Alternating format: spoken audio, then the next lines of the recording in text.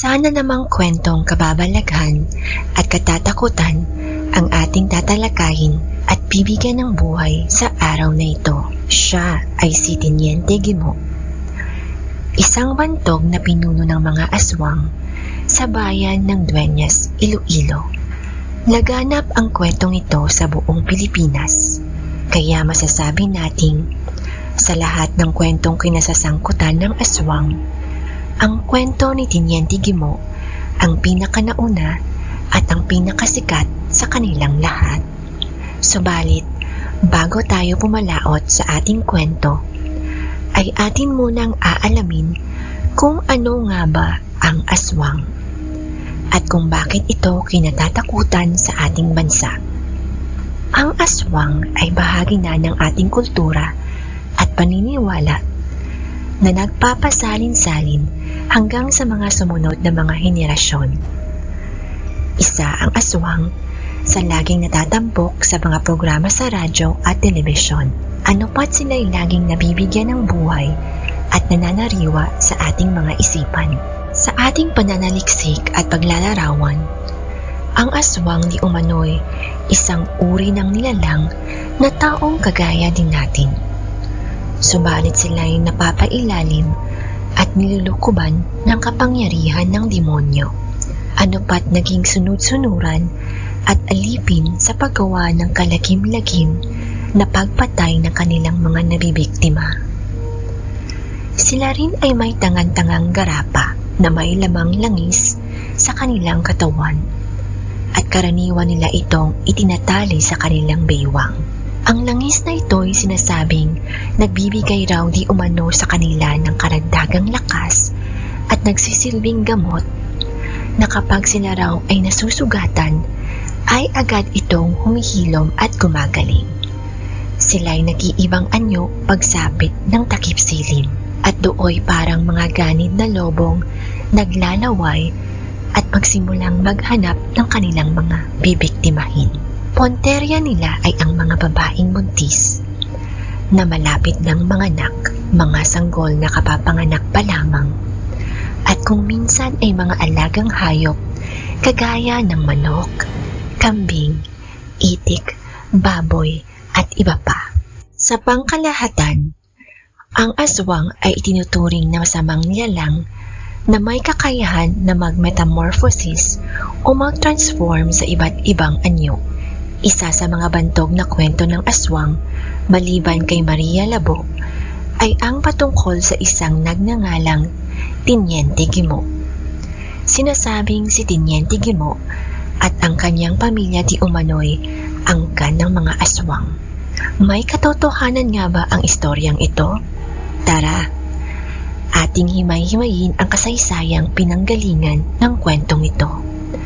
Kung paano ito nabuo at kung meron nga ba itong pruweba at basihang naitala sa mga kasaysayan. Sa aking pananaliksik at batay na rin sa aking nakalap na mga impormasyon, ay dito natin mapapag-alamang ang kabuuhang pinagmulan ng pagiging aswang ni Teniente Guimo ay isang kuwan at paratang lamang.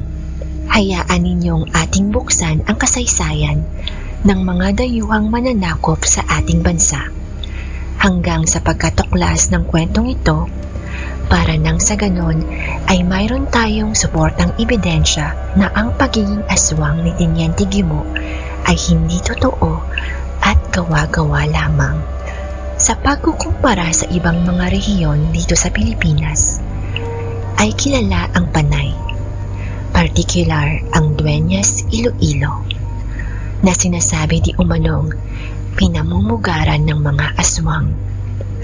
Ngunit kapag binalikan natin ang kasaysayan ng Dueñas at mga kalapit na lugar, ito ay naging bahagi ng sentro ng kilos protesta ng mga residente noong Rebolusyong Pilipino taong 1896.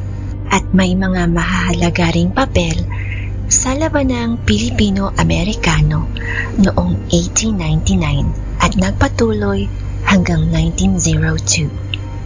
At gayon din naman maging sa kanilang pakikipaglaban sa mga Hapones.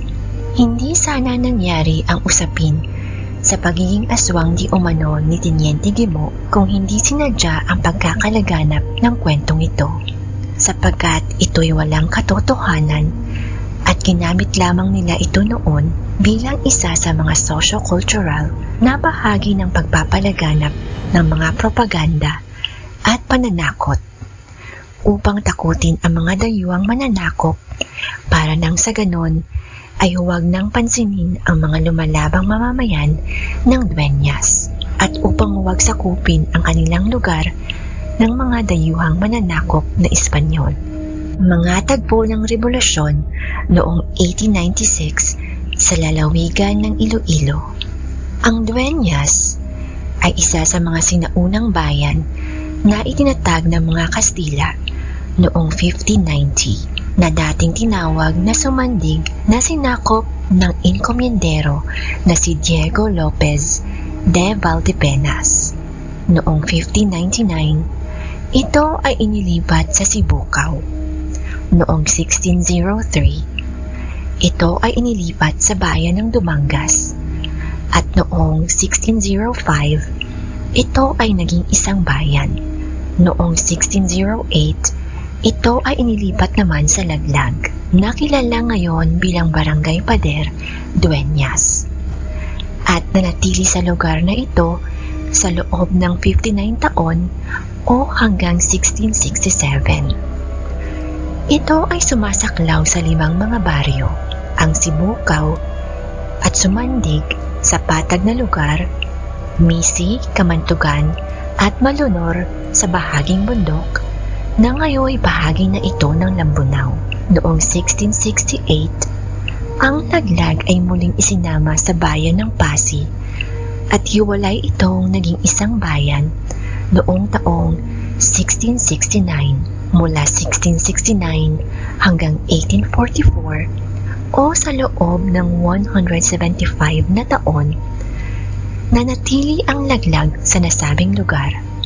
Ito ang dahilan kung kaya halos lahat ng mga apelyido ng mga residente ng Dueñas noon ay pawang nag-uumpisa sa titik L. Ngunit bandang huli, taong 1845, inilipat ang Laglag mga 4 na kilometro sa silangan at pinalitan ng pangalang Dueñas bilang paggunita sa pook ng kapanganakan ni Father Florencio Martin sa Dueñas, Palencia, Espanya, na siyang nag-otorisa na ilipat ang pangalan. Ayon kay San Jerome, ang patron saint ng Dueñas, ang salitang Dueñas o Dueña ay nagmula sa salitang Latin na Domna o Domina, na nangangahulugang landlady o madam na siyang nagmamay-ari o may kapangyarihan sa isang bahay o ari-arian.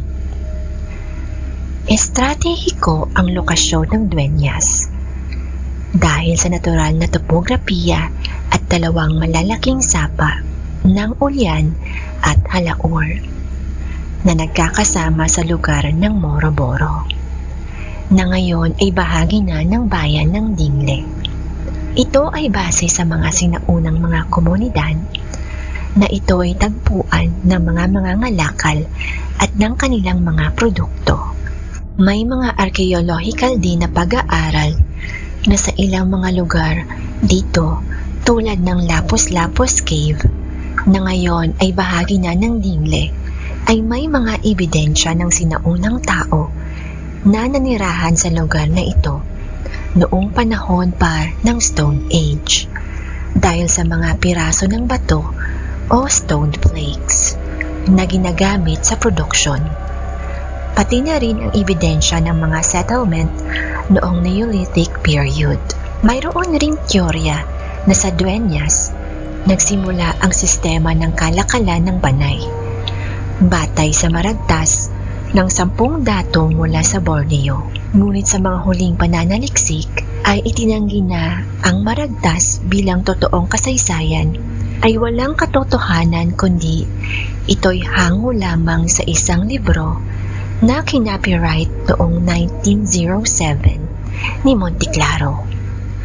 Ano pa't hindi ito sinang-ayunan at hindi kinikilalang tunay na historical na pinagmulan. Nang dumating ang mga Kastila noong panahon ng kanilang pananakop, kanilang pinalitan ang mga sinaunang komunidad na dating nang naipundar ng mga tumandok sa lugar at ginawa nila itong bayan sa ilalim ng kanilang pamamahala habang inireconvert naman nila ang mga mamamayan sa pagiging Kristiyano o Katoliko. Karaniwan nilang inilalagay ang bayan na may simbahan sa sentro at plaza. Sa paligid nito, kanilang pinagtitipon at pinalilibutan ng mga kabahayan at doon na sila pinatitira mula sa mga watak-watak na kabahayan sa mga malalayong bukirin. Ginawa ito ng mga Kastila upang ganap nilang makontrol ang mga populasyon, ang pakikipaglaban sa mga Espanyol. Sakop noon ng Dueñas ang mga lugar ng Lambunao, Dingle at nagkakaugnay ito sa mga bayan ng Pasig, Putotan at Tumangas. Ang mga malalapad na distritong ito ay naging sentro ng pakikipaglaban ng mga residente ng Iloilo laban sa mga Kastila. May kasaysayan ang Dueñas ng pag-aalsa sa pangunguna ng babaylan na si Tapar. Sa kanyang pamumuno, pinatay nila noong 1663 sa Malonor si Padre Francisco de Mesa, ang obispo ng Laglag. Pinilit ng mga pari ang mga tumandok na magpa-convert sa Katoliko kahit pa na sila ay may sariling paniniwala sa diwata na si Banog. Sa panahong iyon, lumaganap ang mga pag-aalsa ng mga magsasaka laban sa mga Kastila. Sa pangunguna ni Tapar, nalabanan ang mga dayuhang mananakop at ito'y lumaganap mula sa Uton, Leon, Alimujan, Haniway at hanggang Lambunao. Si Tapar ay hindi sumuko sa kapangyarihan ng mga Kastila. Inihayag ni Tapar na siya di umano ang Diyos at may dalawang katuwang na Kristo at Espiritu Santo at isa pang pangunahing babae na kilala bilang Maria Santissima. Ngunit sa kasawiang palad ay nahuli ang tatlong ito ng mga Kastila at ipikinakain sa mga buwaya. At pinugutan din nila ng ulo si Maria Santissima. Noong 1896, sa panahon ng Rebolusyon, dito rin sa distrito o sentro ng bayan, nangyari ang Cry of Lincoln. Noong Oktubre 1898, ito'y nasasakupan na ng Dingle sa ngayon. Dito nagsimula ang unang pag-organisa ng armadong pag-aalsa ng mga Ilonggo sa Iloilo, na sinabayan din ng iba pang mga lugar sa bansa na labanan ang mga Espanyol. Pinamumunuan ito ni Adriano Hernandez, Julio Hernandez at Nicolas Roses. Si Adriano Hernandez ay naging general ng Revolusyonaryong Hukbo sa Rebolusyon ng Pilipinas at kinatawa ng probinsya ng Iloilo sa Malolos Congress ni Aguinaldo. Sa pagpapaputok ng Cry of Lincoln, tinutulan ng mga residente ang malupit at walang pakundangan na pagmamalabis ng mga Espanyol at pagre-recruit na ginagawa ni Gobernador Agustin sa mga voluntaryos, isang paramilitar na grupo upang ipagtanggol ang mga Kastila. Sumunod sa Cry of Lincoln, nagkaroon din ng Cry of Santa Barbara noong Nobyembre 1898 nang mag-alsa ang mga voluntaryos sa pangunguna ng kanilang kapitan na si Martin Delgado. Dito rin sa Dueñas naganap ang masusing pagsasalin ng liderato sa mga leader ng rebolusyon. Malakas dito ang impluwensya ni General Teresa Magbanwa. Siya ang unang babaeng mandirigma sa Panay at kilala bilang Joan of Arc ng Visayas. Isang guro at leader ng militar. Siya ay isinilang sa Pototan, Iloilo noong Oktubre 13, 1868. Siya ay nakipaglaban kasama ang iba pang mga kababaihan tulad nina Patrocinio Gamboa, Nazaria Lagos at Francisca Cabañas. Si General Teresa Magbanua ay mula sa mayayaman at prominenteng pamilya ng Pototan, nakatabing bayan ng Dingle, kasama ang kanyang kapatid na mga opisyal din ng rebolusyon at pati na rin si General Perfecto Poblador na kanilang tiyuhin. Dito rin sa lugar na ito matatagpuan ang bahay pagamutan ng mga residente at ng mga sugatang revolusyonaryo na makikita sa kwento ni Nazaria Lagos sa Borongan na ngayon Hagimit Dueñas. Si Nazaria Lagos ay isang manggagamot at nurse na kilala bilang Florence Nightingale ng Panay. Noong ika-12 ng Hunyo 1899 nang ipagdiwang ng Panay ang unang anibersaryo ng pagproklama ng ating kasarinlan mula sa mga Kastila. Ipinakita ni Nazaria ang isang tinahing watawat na itinaas sa plaza sa bayan ng Dueñas. Si Nazaria ang tumahi ng pinakaunang watawat ng Pilipinas sa Iloilo, sa Baryo Borongan na ngayon Hagimit Dueñas. Katuwang ng kanyang mga anak na sina Gorgonia, Lorenza, Pomposa at Caridad. Pakikipaglaban at papel noong panahon ng pag-atake ng mga Amerikano. Sa panahon ng digmaang Pilipino-Amerikano, ang bahay pagamutan na ito ay naging pansamantalang tahanan ng mga Pilipinong sundalo na lumaban sa Takasambag at Tikod Balantang area laban sa mga tropang Amerikano noong Pebrero 1899, kung saan si Teresa Magbanua ay namuno. Maraming voluntaryong residente ang nag-alaga sa mga sugatang sundalo, mga albularyo na naglalakad at nagproseso ng mga halamang gamot tulad ng sambong, adgaw, buyo, luya, beta, margoso, bayabas, at iba pa. Sa huli, sinunog ng mga tropang Amerikano ang mga kabahayan sa Dueñas kasama ang bahay ng pamilya Lagos at maging ang bahay pagamutan. Sinunog din ng mga tropang Amerikano ang bayan ng Dumangas at iba pang mga bayan na may mga lumalabang residente. Ang mga burol ng Lambunaw hanggang Tinagong Dagat o pinagmulan ng Ilog Ulyan na dumadaloy papunta sa Dueñas ay isa sa mga lugar ng labanan noong sina General Martin Delgado ay naglunsad ng 2 taon na labanan mula 1899 hanggang 1901 laban sa mga tropang Amerikano na pinamumunuan ni General Robert Hugh. Matagal ding nagpatuloy ang paglaban ng mga magsasaka sa kolonyal na pamahalaan ng Estados Unidos at ng mga taga-Pulahanes sa mga kalapit bayan ng Pasig, Dueñas, Kalinog at Lambunaw. Ang pakikipaglaban sa pagsalakay kontra mga Hapones.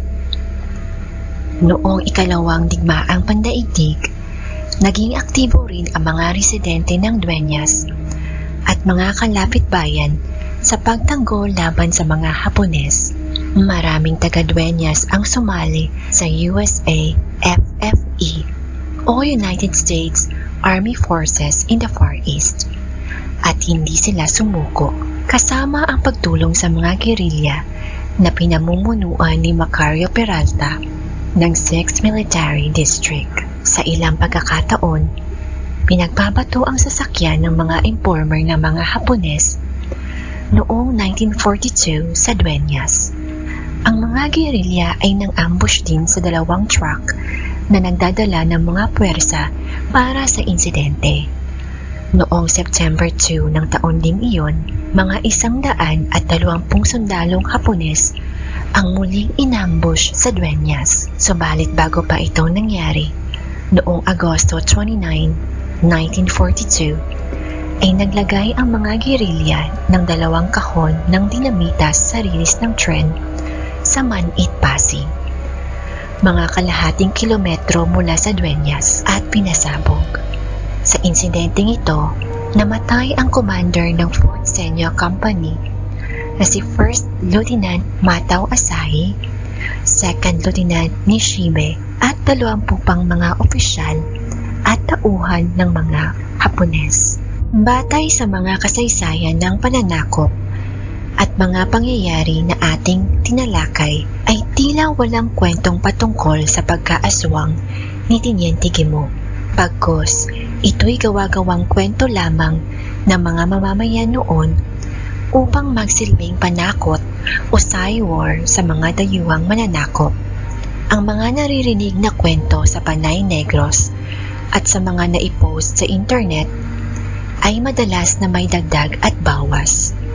Sa pagproseso ng maraming henerasyon at sa pasalin-salin ng kwentong ito mula sa mga lolo at lola hanggang sa kanilang mga apo, napakasimple at madaling tandaan ang kwento ni Teniente Guimont na naglalarawan ng pamilya ng aswang na plano sanang katayin ang 2 babaeng bisita ng kanilang anak na babae na dumalo sa piyesta sa kanilang lugar.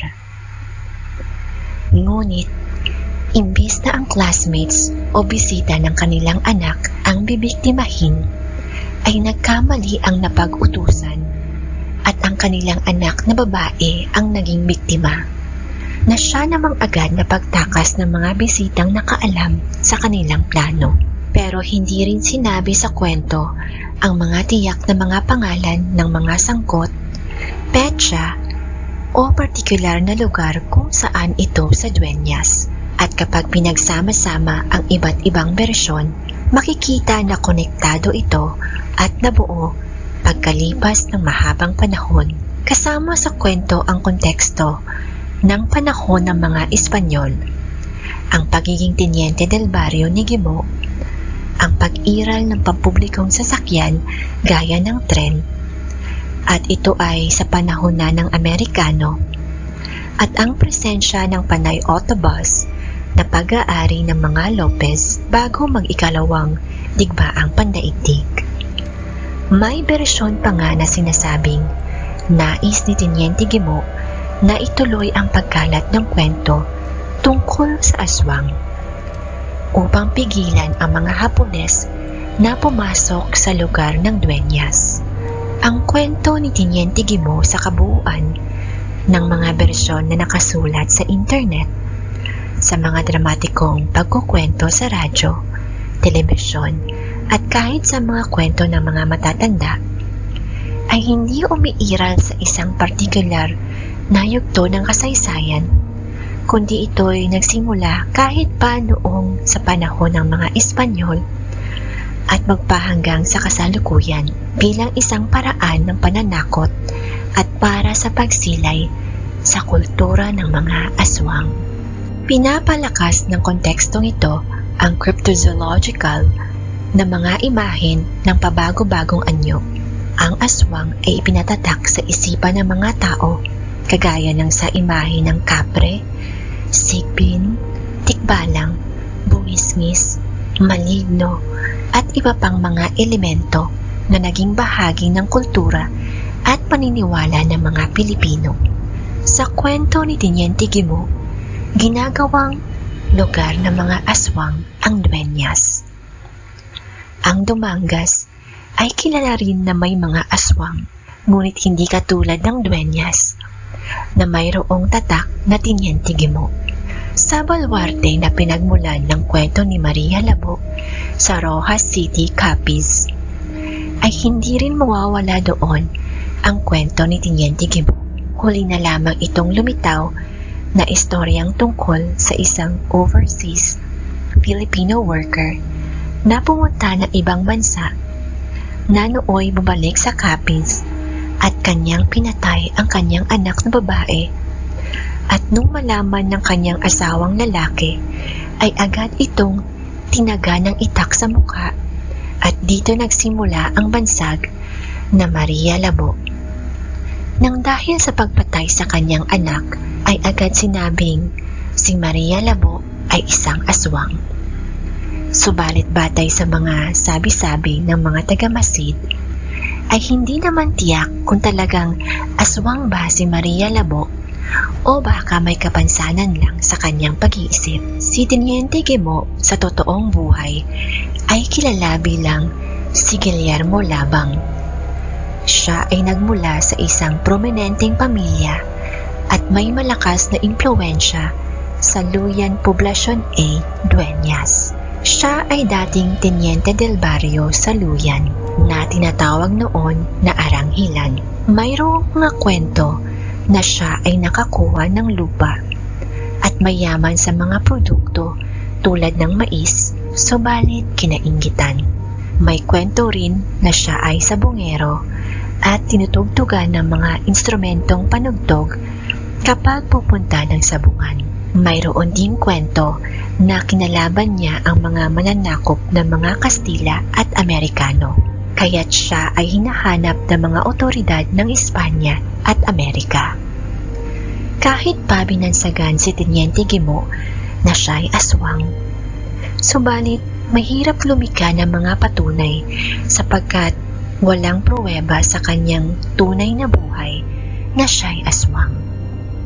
Sa anumang pangyayari sa buhay ni Guillermo Labang at ng kanyang sariling pamilya, ay walang ibang sinasabi ang mga tao kundi sila ay mga aswang. Ni hindi nga inalam ng mga otoridad kung may krimen ba siyang ginawa o kung may kapansanan ba siya sa pag-iisip. Kaya walang hakbang na ginawa ang mga otoridad sapagkat wala namang report sa kanila na nagpapatunay na kung ito ba ang si Guillermo Labang alias Teniente Guimo ay mayroon bang inatake na gaya ng sa aswang o siya ba'y nag-ibang anyo. Bagkos lahat ng ito'y pawang paratang lamang at puro lang pang-aakusa.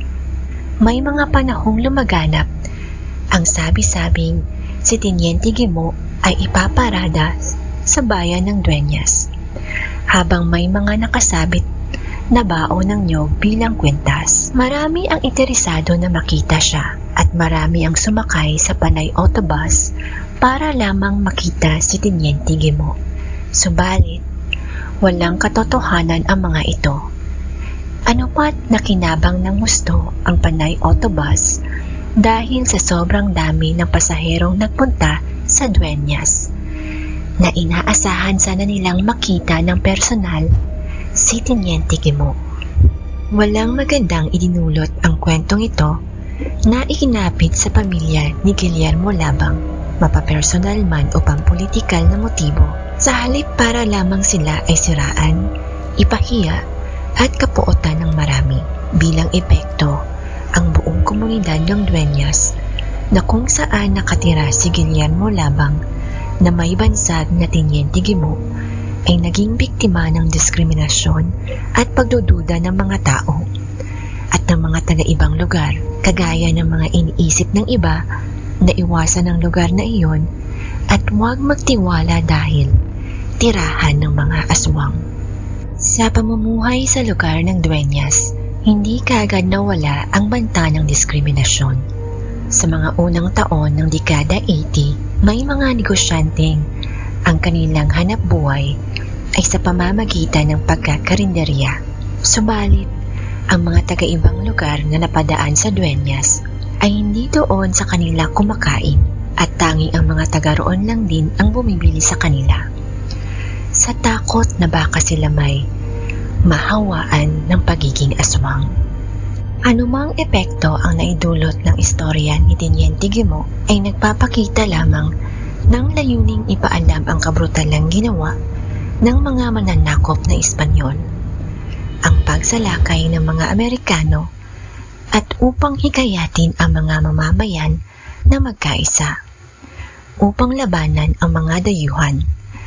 kahit na ang pagkaisa ng mga Ilonggo sa pag-atake sa mga dumating na mananakop na mga Hapones ay nasa pawan ng istoryang Aswang sa Dueñas. Ang aswang ay nagmula sa Tagalog na salitang asin at bawang na sinasabing makapagtataboy ng mga aswang at pinaniniwalaang ito'y itinataguyod ng mga Kastila. May mga taong nagsasabing ang aswang di umano ay totoo. Subalit, mayroon din namang mga taong hindi naniniwala dito. Ito ay naging ebidensya sa iba't ibang panahon sa ilalim ng pamumuno ng dayuhang mga mananakop, kung saan nadagdagan ang mga bersyon nito bilang bahagi ng kontrol sa isipan ng mga tao. Ang mga Espanyol sa pamamagitan ni Padre Juan Plasencia ang unang nag-organisa ng 12 uri ng konsepto ng cryptozoologic batay sa mga obserbasyon ng lokal na populasyon. Binuo nila ang maraming representasyon nito sa ilalim ng konsepto ng mga witches. Itinukoy din nila ang mga rehiyon sa bansa kung saan ito lumaganap. Ang klasifikasyon na ito ay kinabibilangan ng mga babaylan, manananggal, mangkukulam, mambabarang, manggagayuma, aswang, manyisalat, sonat, bukloban, pangatahuhan, silagan, bayugin, at iba pang mga kauri nito. Ang pagsasagawa nito sa pamamagitan ni Padre Plasencia ay kaugnay din sa mas lumang patakaran ng simbahan. Napatayin ang mga hechicera at witches sa kanilang kampanya na Inquisition noong 1227 hanggang 1235. Nagkaloob si Papa Innocent IV ng otorisasyon para sa pag-torture noong 1252. Si Papa Alexander IV naman ay nagbigay ng otorisasyon para sa Inquisition na patayin ang lahat ng gumagawa ng sorcery at witchcraft. Ang sorcery at witchcraft ay mga gawe o ritual ng mga sinaunang relihiyon bago dumating ang mga Kristiyano na nauugnay sa mga kinikilala nilang mga espiritu. Ngunit, itinuring ito ng simbahan na isang kasalanan at heresy. Ang pagsama sa isang relihiyon na labag sa itinuturo at paniniwala ng simbahang Katoliko. At ito'y itinuring nila na gawain ng demonyo kaya't pinapatay silang lahat. Buong Europa ay naapektuhan ng kabaliwan na ito mula 1450 hanggang 1700.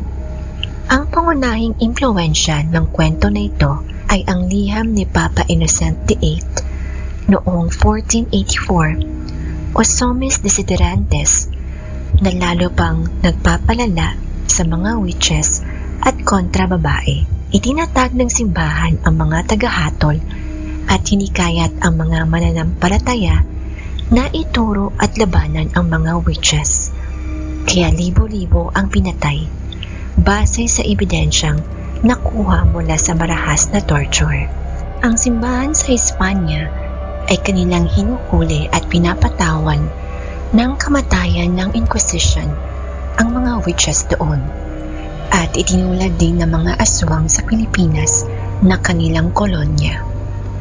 Ang mga pari sa mga parokya ay nagbanta at nagpakalat ng konsepto at itinuring na demonyo ang mga aswang, kaya dapat silang patayin sapagkat sila'y puwersa ng kadiliman. Sa nasabing 12 uri nito, ang paniniwala sa aswang ang naging dominante sa kanlurang Kabisayaan.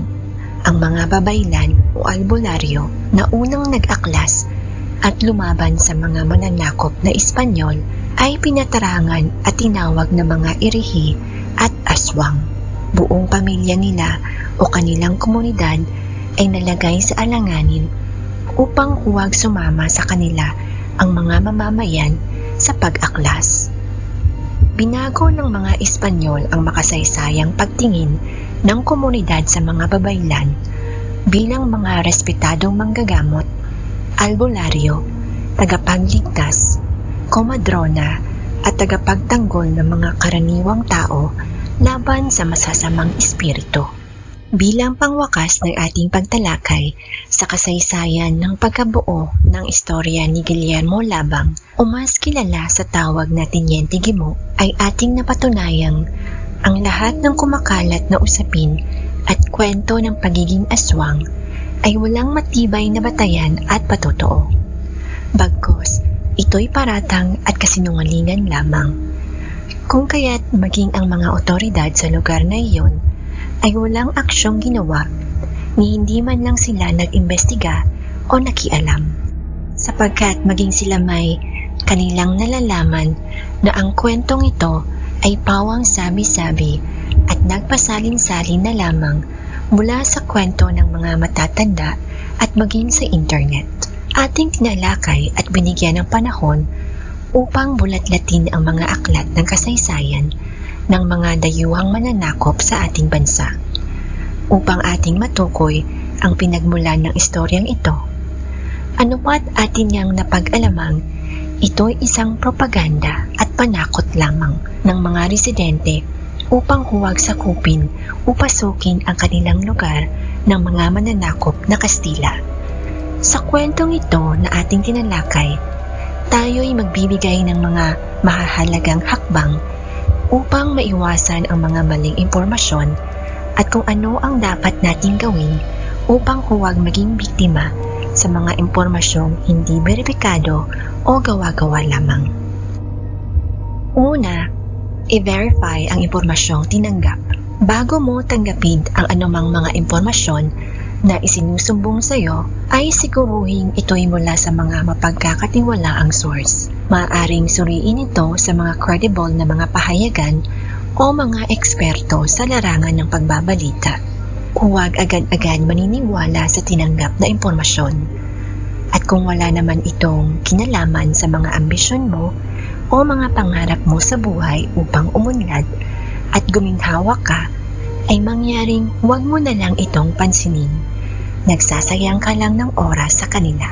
Pangalawa, iwasan ang pagpapakalat ng hindi beripikadong impormasyon. Huwag kang magbabahagi ng impormasyong hindi mo sigurado kung ito ba'y totoo.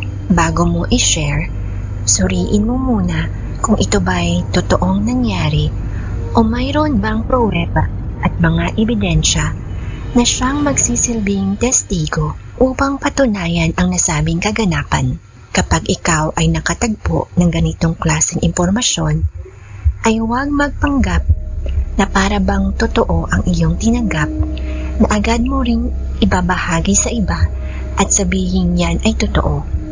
Dahil kung magkaganon, ikaw ay nagpapakalat lamang ng fake news at ang masakit ay maraming tao ang maniniwala sa iyo sa iyong kasinungalingan. Pangatlo, mag-ingat sa mga clickbait. Iwasan ang mga clickbait headlines o mga pahayag na naglalayong makuha ang iyong atensyon nang hindi nagbibigay ng tama o buong impormasyon.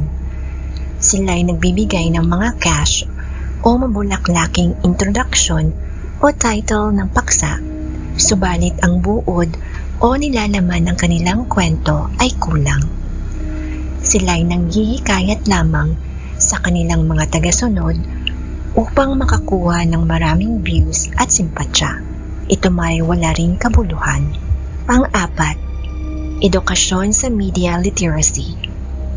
Maaaring pag-aralan ang mga kasanayan sa media literacy upang matutunan ang mga teknik na nagpapakilala ng peking balita o impormasyon.